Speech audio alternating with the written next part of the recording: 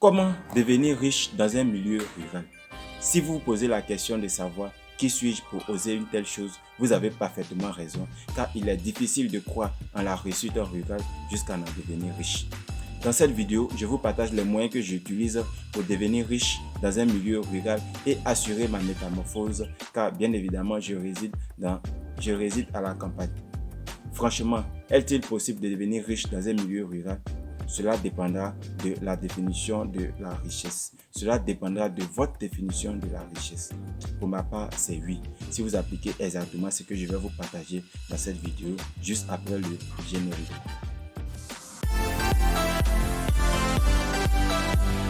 Salut à vous et soyez la bienvenue sur ma chaîne et dans cette vidéo. Je suis Bego Djoua, l'entrepreneur africain rural.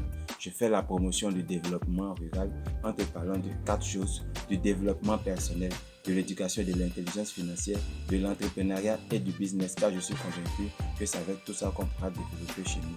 Alors si toi aussi tu veux faire partie de cette belle aventure, abonne-toi à cette chaîne et active la cloche de notification pour ne rien rater de nos prochaines sorties, car ici on apprend à être des créateurs de richesse. Aujourd'hui on fait un mixage développement personnel et éducation financière. Alors si tu connais un jeune rural, un jeune que la vidéo pourrait intéresser, pourrait aider, n'hésite surtout pas à la partager et à la liker. Ça m'encourage à pouvoir produire des contenus de qualité ainsi. D'entrée de jeu, sachez que la richesse va dépendre de l'utilisation que vous faites de votre cerveau. Et bien évidemment, nous sommes le résultat de nos comportements. Et notre comportement reflète notre éducation.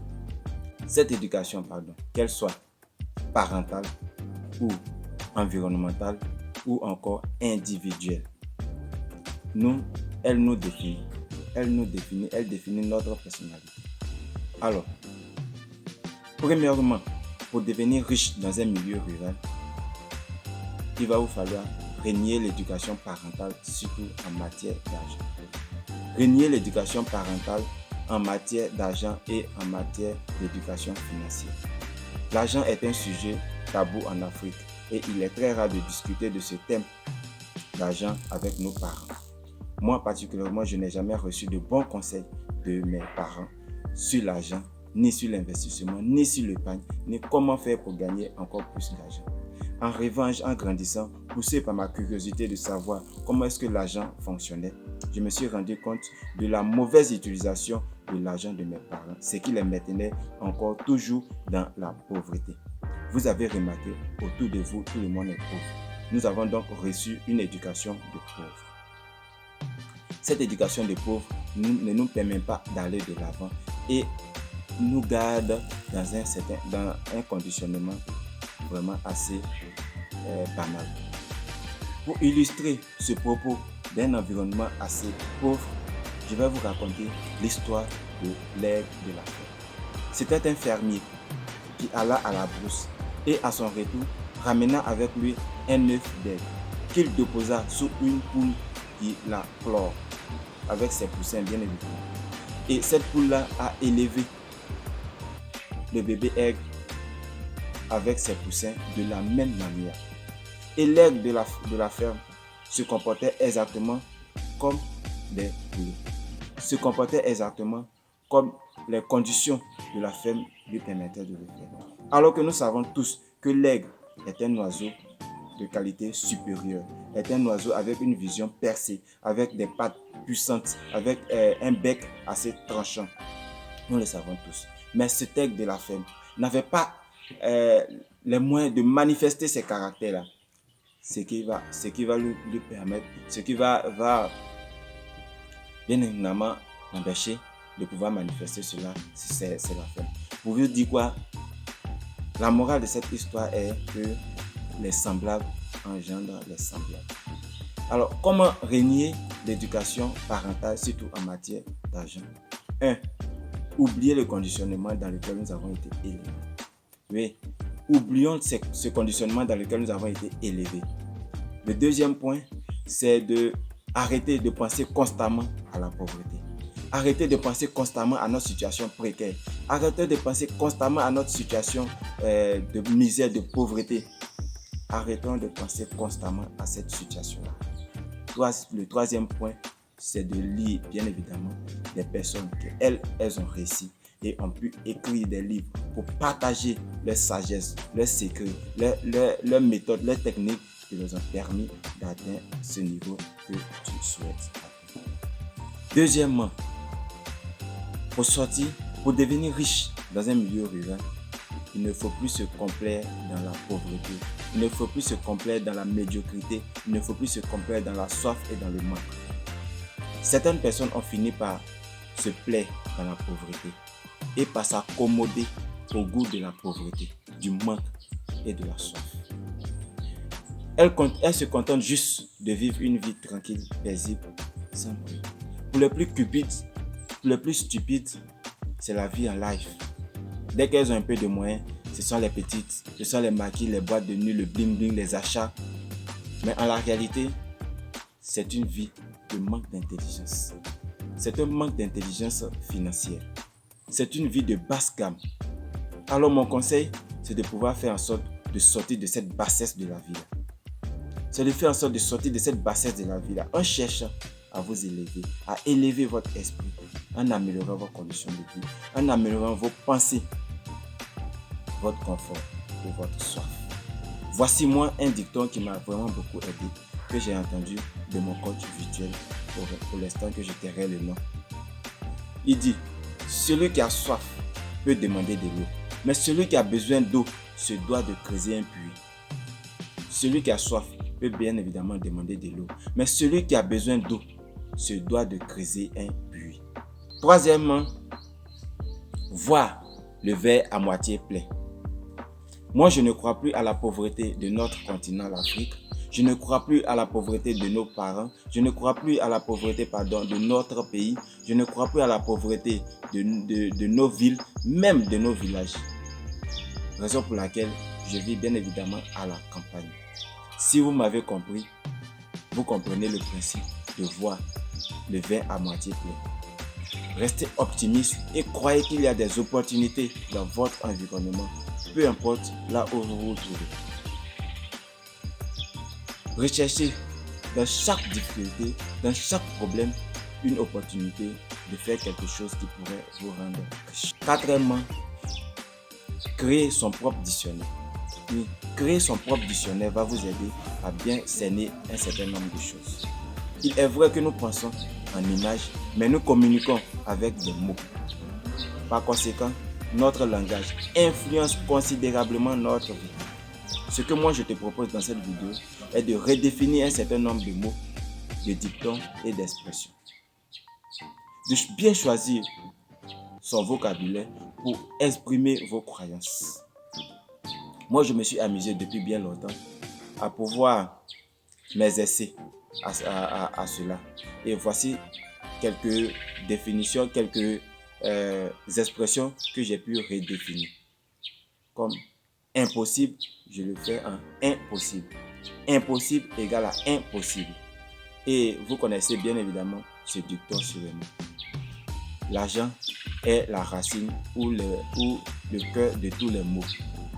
Moi, je vais simplement remplacer en disant l'argent est le cœur ou la racine de tous les maux. Encore, pour condamner cette pauvreté, voici ce que je dis. La pauvreté est le cœur ou la racine de tous les maux. Donc, quand vous parvenez à pouvoir redéfinir un certain nombre de choses, vous construisez un bon mindset qui va vous permettre d'aller de l'avant. Vous connaissez aussi le dicton qui dit l'argent n'est pas important. L'argent n'est pas important.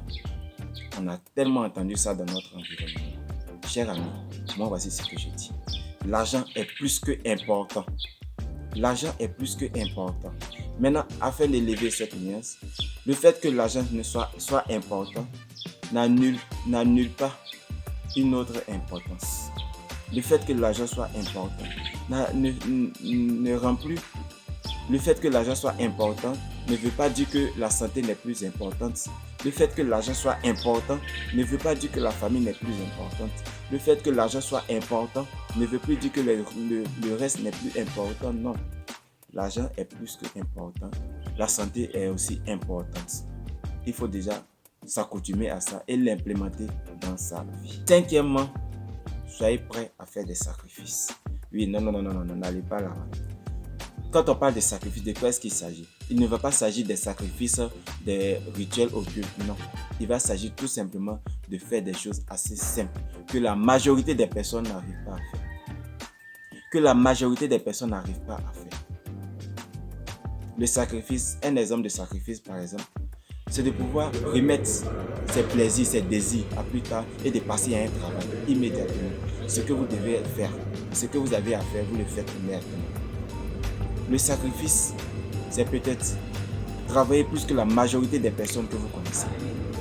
Ou encore, travailler quand les autres vont à la fête, quand les autres sont à des soirées, vous vous permettez de travailler. Un sacrifice, c'est aussi peut-être de réduire son temps de sommeil et de le mettre à profit pour bosser, pour regarder ce genre de vidéos, pour lire des livres, pour suivre des formations payantes ou gratuites. Un autre sacrifice peut-être encore, c'est abandonner ses loisirs, abandonner ses hobbies. Oui, c'est un sacrifice qu'il faut faire si tu veux devenir riche. Et ce, peu importe ton milieu, peu importe ton environnement, peu importe là où tu te trouves, tu dois arriver à faire ce genre de sacrifice si tu veux devenir riche. Ou encore, un autre sacrifice qu'il est difficile aujourd'hui de voir autour de nous, c'est d'avoir un partenaire ou une partenaire. Oui, ce sacrifice-là, si tu veux devenir riche, il faut que tu le fasses. Il faut que tu le fasses. Il faut que tu le fasses, bien évidemment. Ce sacrifice, il faut que tu le fasses. Alors, ça fait mal, ça va faire mal. Car tout le monde peut le faire, sauf toi. Toi, tu ne le fais pas. Ou tout le monde ne le fait pas, et toi, tu le fais. C'est en cela que ce sacrifice-là a l'importance. C'est en cela qu'il faut faire ce sacrifice. Sixièmement, il va vous falloir comprendre la différence entre la richesse ou la pauvreté d'un milieu et l'enrichissement individuel. Oui, je le répète pour que tu puisses bien le comprendre. La différence, il faut comprendre la différence entre la richesse ou la pauvreté d'un milieu et l'enrichissement individuel. Pour vous enrichir dans un milieu, vous devrez identifier les moyens et les procédés de le faire, mais surtout en choisir les bons.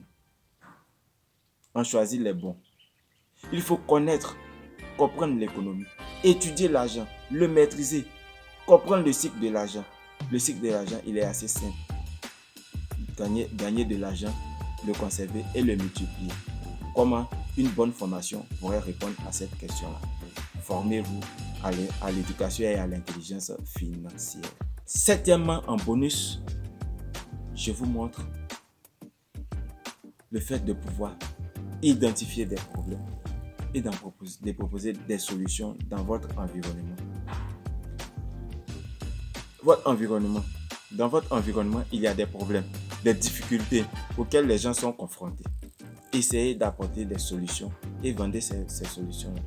Cela va vous permettre de commencer à améliorer votre condition de vie. Comme je le disais en entrée de jeu, la richesse dépend de l'utilisation que vous faites de votre cerveau.